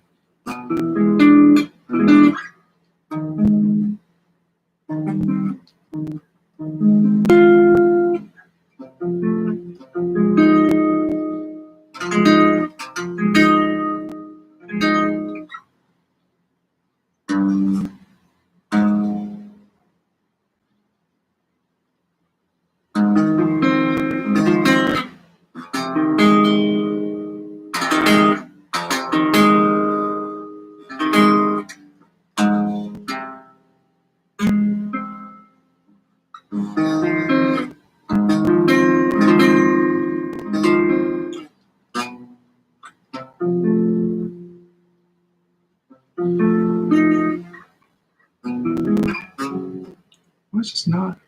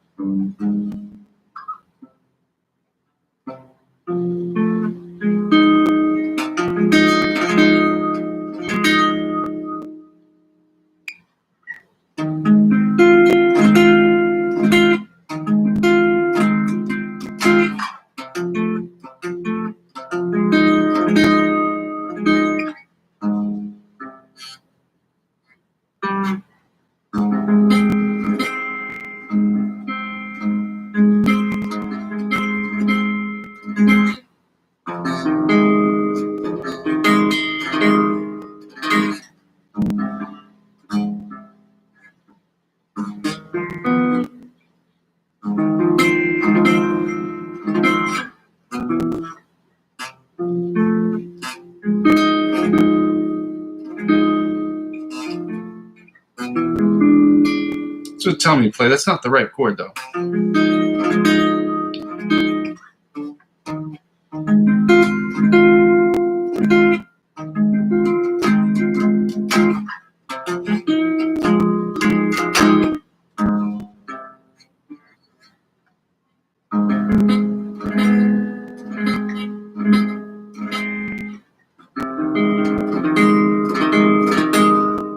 just need to make sure, check something out real quick, just to make sure. 7 chords. See if these 7 chords are the same. I knew it. I knew it. The index finger wasn't further out. Yeah, they made a mistake in the book. I knew it. Big, juicy, beefy brain allows us to get things done. Ladies and gentlemen, we're going right into the licks of the week. If you do not have them in front of you, they are posted at the top of everything. You know what I'm talking about? We're going to start with the Antonio Alfonso song. As I tell everyone, if you can, please subscribe to their pages. I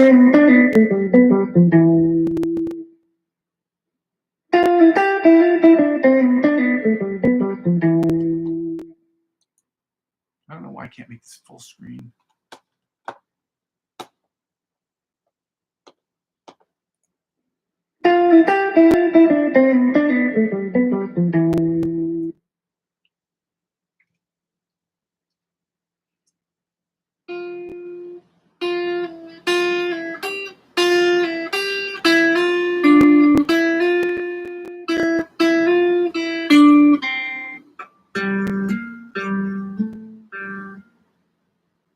This isn't the one we did last week, is it?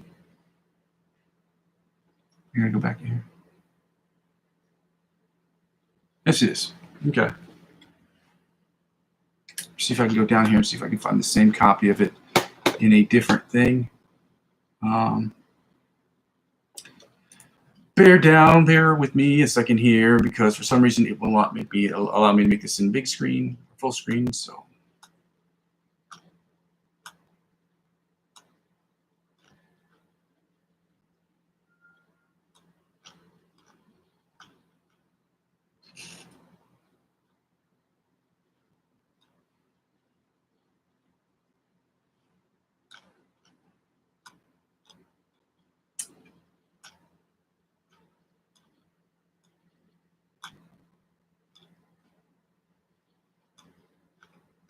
almost there. So I have to do this beforehand, because when I don't do it beforehand, it just takes up an unnecessary amount of time to find these exercises, which is why I usually do it in the beginning. And I did do it this one in the beginning. The problem was that the screen wasn't big enough, and I can't see it. Even with my glass, I couldn't see that, even if I was standing right in front of it, which I was. Let me see if I can figure out where I did this.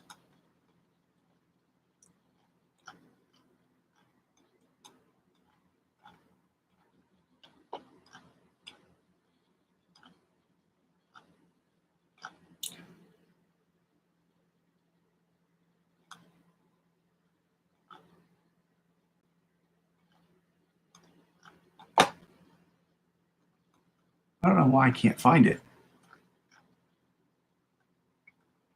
It's all right. I'm just going to go back. We're going to do that same page. Just do the same thing. I'll just have to figure it out. Let's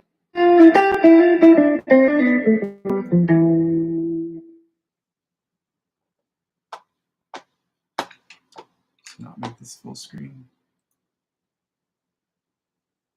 Nope. Not let me make it full screen. So I'm just going to have to zoom in with my eyeballs. So it's...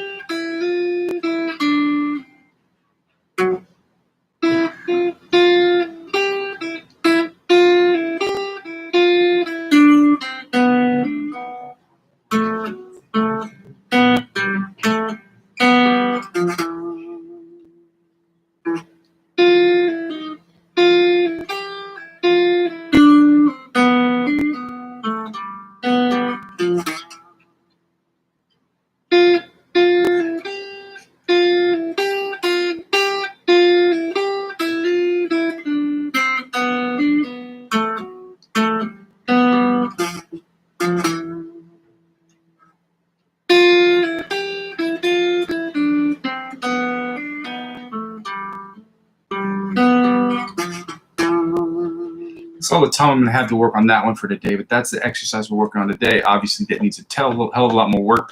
We just started that one yesterday, which is why we call them Lick of the Weeks, because we have a week to try to get them completed as best as we possibly can, and then move right from there into the learning how to play them all up and down the fretboard. Okay? So, excuse me, close this one out. We're going to get right into this Mellow Days Music one, which you heard it yesterday. Y'all know this sounds like. This is a finger style. Big sound.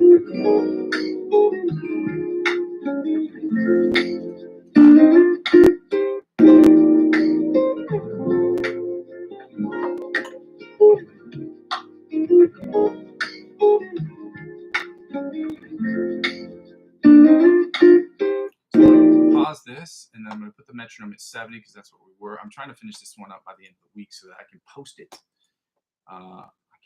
It will sound cool, and I will look awesome on the internet. I'll be like, oh man, you're a guitar genius. It's awesome. It's not going to happen, but you know.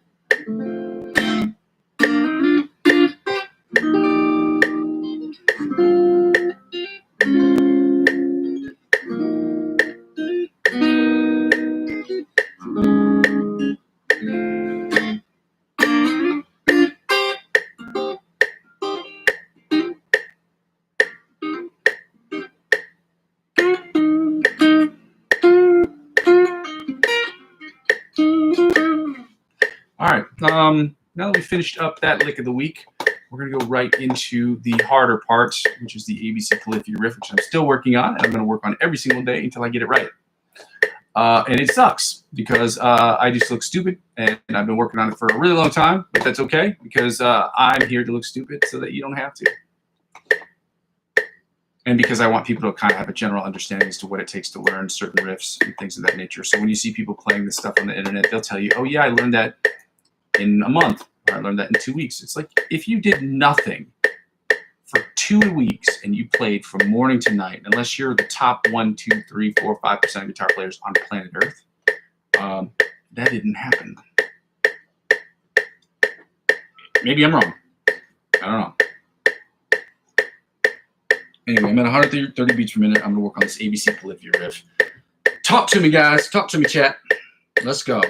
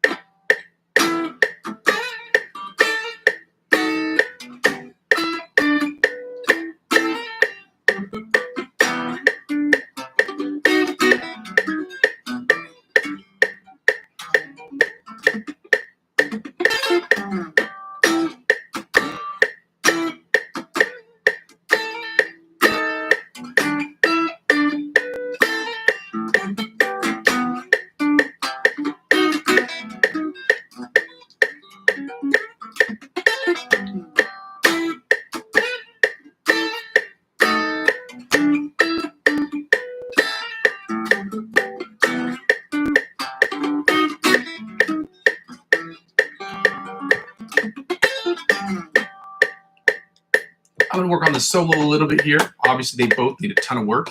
And this, as annoying as this is, as long as I've worked on this, I just want people to understand when I finish this thing, people are going to say, wow, you finished it. And I'm going to be like, wow, I finished it. Because it's not like I'm going to be happy when it happens. Like, I'll be happy, but I think I'll be more relieved than happy. I don't know if you understand what I mean when I say that. Just sometimes you work so hard on something and you don't get your goal. You miss the mark, you miss the mark, you miss the mark. And then you finally hit it because it's like, it's not joy that you feel. It's just relief. It's like, finally, all this time I spent on it. So let's go. Tasty. All you Mortal Kombat watchers. While y'all in the subscribing mood, why don't y'all like, comment, and sub the channel? Let's go, chat. Let's go.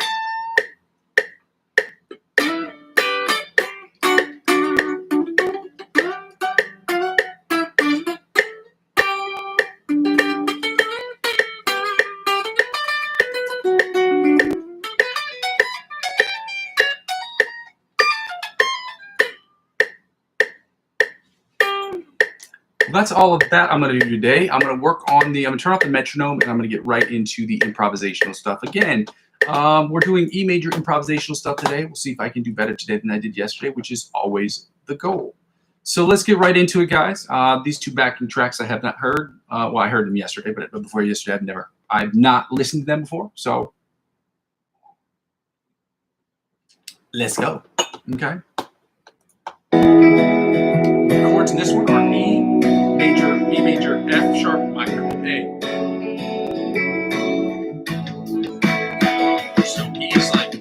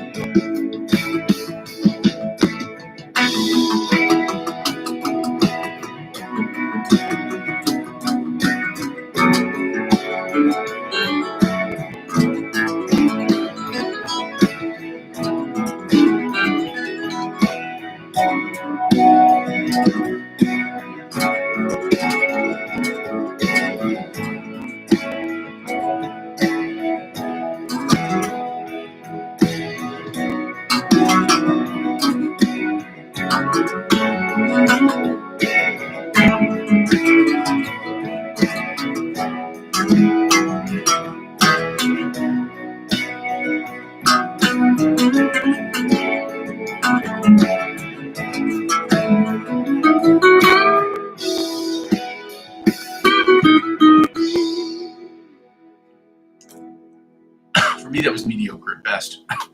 It's really repetitive. I added one lick of the week. I think I can do better. I'll try to do better on this next one, which is why, like I told you before, it's important that we have these licks of the week in our back pockets, and that we spend a month working on them, and then we spend a month memorizing them in different places on the fretboard, and then just so that we continue to have a vocabulary that allows us to play whatever we want. That's what it is. Chords and scales are basically like learning words and vocabulary to form musical sentences. That's really what it is. That's why they call it phrasing. Oh shit. That's actually a real term they use in music. They call it musical phrasing. Anyway, I got overly excited about that reference, like way too excited about that reference. That was a nerve-zilla thing for me to do.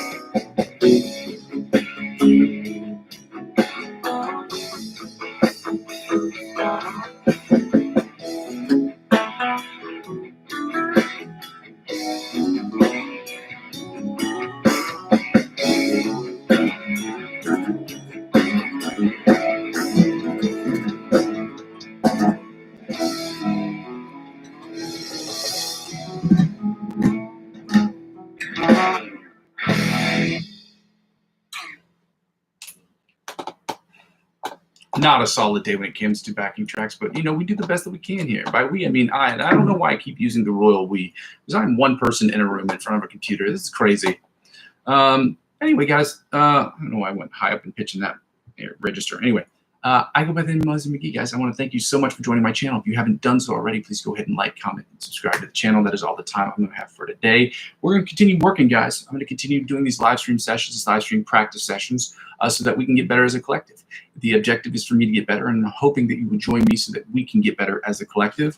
If not, hopefully you will follow me on my journey to getting better as not just only a guitar player, but as a producer, singer, songwriter, slash writer, slash producer, slash electronic synthesizer maker.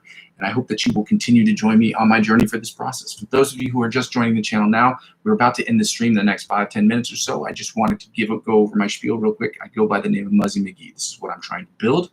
This is what my channel is about. And if you don't understand that, or if you don't not understand, if you weren't here to hear what that was beforehand, or you're confused about that, let me go over that real quick. The channel is about 4 things. The first 2 things involve the live stream, and the live stream is broken down into 2 individual parts. The live stream is about practice and improvisational music. It's about me practicing, you practicing, and us practicing together to hold each other accountable for getting better by being here and showing consistency every single day. The purpose of that is, well, we're going to do warm-ups, scales, chords, licks of the week, chord progressions, cover songs, and things of that nature. It's going to include sweep picking, economy picking, you know, different types of picking patterns, fretting, different types of strumming patterns. And those things will be in service to the second part of the live stream, which is about improvisational music, where I will be improving every single day for about 10-15 minutes each session. And that way you can judge that, tell me what you feel about that, tell me what you think about that. And my hope is at a certain point you will feel comfortable and confident enough to where you can record yourself working on your own improvisational stuff. So you can send me the link after you upload it to YouTube. You can send me the link, and that way we can talk about what you've done to attack the fretboard, what I've done to attack the fretboard, and what we can do to get better. All of these are obviously in service to getting from the intermediate to the virtuoso level of guitar playing and every step in between. And also they are in service to the third thing for me, which is about me getting better as a producer and songwriter. So to create the best music I can using Logic Pro X as my digital audio workstation to create the best music I possibly can. 100% of it, the music I will be posting will be music for me to get better as a producer, songwriter, what have you, guitar player, singer, whatever it is. And then to put all these things up there to create the best music I possibly can, but also to get better every single day. So that will be 100% of my objective every single time I'm up here. But or every time I post something, 90% of the music I'll be creating will be for me personally. The other 15 to 20% will be music that I will be creating. The other 10 to 15% will be music I'll be creating. 5 to 10%. My bad. My math is really bad right now. I will be music that I'll be creating for me to. Hold on 1 second. Hey girl, I gotta call you back in 2 minutes. I'm finishing up my live stream. Love you, bye. I always tell people, whenever your family calls, I don't care what you're doing, pick up. Pick up. It takes you 2 seconds to say, I'll call you back. See, that's very important to me. If you're doing anything, I don't care who it is, I don't care who you're talking to, I don't care what it's about, your family's important. Answer when they call. So to finish up my spiel, the whole thing is about me creating the best music I can in Logic Pro X. So 90%, 100% will be for me to get better, but 90% of it will be personal projects I'm working on for myself to create the best music I possibly can. The other, for me, and then the other 10% will be broken down into 2 parts: music I create for other people, and then music I also create for other individual artists, and music I create for other people who are working on short films in the area in which I live. And the fourth thing is basically when people don't watch the channel serves for me as a place, where I am, where I've been, and where I'm trying to go, sort of thing. So it takes me less time when people comment in real time. The small changes that I can make that don't cost me any money. It allows me to to make the small changes that I can when I can do it as quickly as possible, so that I can help make this channel as best as I possibly can without having to spend as much money, especially during this time I'm not currently receiving money. Speaking of which, I have to go over this part, which really sucks for me because I really hate talking about it. But if you want to help out with the channel from a financial perspective, obviously beforehand, the first thing that you should do is to like, comment, and subscribe to my channel.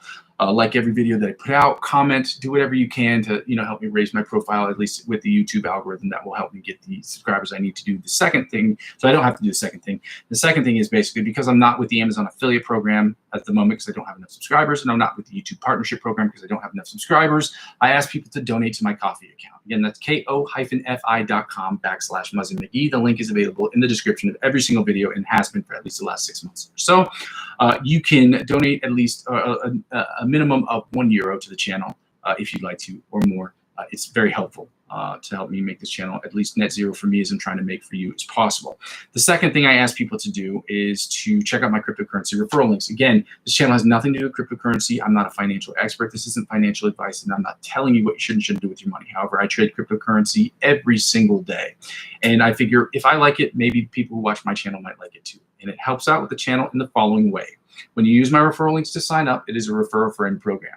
So they will offer you perks and benefits if you spend $50 or more on any of these centralized cryptocurrency exchange platforms. But whatever they offer you, they will in turn offer to me. And as I'm using 15 to 20% of my total gains, up to $100, because I got to put a level somewhere, up to $100, my total gains next year back into the channel. That's how it helps out. Again, I'm not trying to pull resources from my other sources of revenue to build a business. That's not how business works. A business has to sustain itself, and the whole purpose of me building this is so that I can at least break even from not just the time I'm spending, but the money that I have to put into this to grow this channel. And the important thing is that this channel generates its own revenue. And I'm trying to do that through advertiser-driven revenue, but I'm not with the Amazon affiliate program, nor am I with the YouTube partnership program because of a lack of viewers. So during this period of time, if you want to help out, another way you can help out is getting involved in cryptocurrency with my referral links that have stuff to do on that if you'd like to.